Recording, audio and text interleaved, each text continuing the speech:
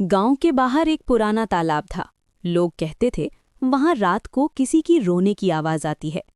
जो भी आधी रात के बाद वहां गया वो कभी पहले जैसा वापस नहीं आया। गांव में दो दोस्त रहते थे, विक्रम और दीपक, दोनों निडर और थोड़े जिद्दी। दीपक हंसते हुए, ये सब झूठी कहानियां हैं, आज रात चलेंगे तालाब पर। विक्रम, ठीक है, देखते हैं कौन रोता है वहां। रात 12 बजे दोनों टॉर्च लेकर निकल पड़े। हल्का कोहरा।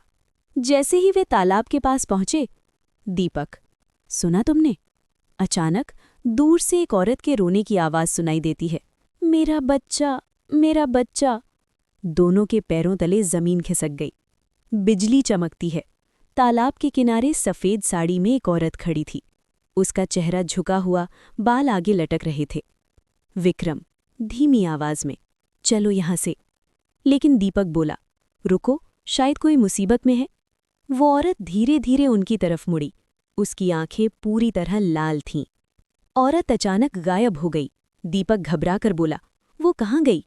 तभी पीछे से वही आवाज आई, यहीं हूं। दोनों मुड़े और देखा, औरत ठीक उनके पीछे खड़ी थी, लेकिन इस बार उसके पैर जमीन से ऊपर थे। विक्रम चीखा और भागने लगा। दीपक उसके पीछे भागा। भागते भागते विक्रम अचानक गिर पड़ा। दीपक पीछे मुड़ा, लेकिन विक्रम वहां नहीं था। सिर्फ उसकी टॉर्च जमीन पर पड़ी थी। दीपक जोर से चिल्लाया, विक्रम! तालाब की तरफ से वही रोने की आवाज आई, मेरा बच्चा! दीपक डर के मारे भागकर गांव पहुंचा। लेकिन अगली सुबह जब गांव वाले तालाब पर गए, वहां न विक्रम मिला, न उसके पैरों के निशान। सिर्फ कीचड़ में एक अजीब सा निशान था, जैसे किसी को पानी के अंदर घसीटा गया हो। उस रात के बाद दीपक बदल गया। वो अक्सर तालाब के पास अकेला खड़ा मिलता और खुद से बात करता। एक दिन गांव वालों ने देखा, दीपक तालाब की तरफ देखकर धीरे से कह रहा था, माँ, मैं आ रहा हूँ। और फिर वो पानी में उतर गया। उसके बाद तालाब से दो आवाजें आने लगी, मेरा बच्चा और मैं आ रहा हूँ।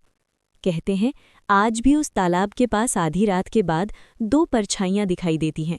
अगर कभी गांव के तालाब के पास रोने की आवाज सुनो तो पीछे मुड़कर मत देखना।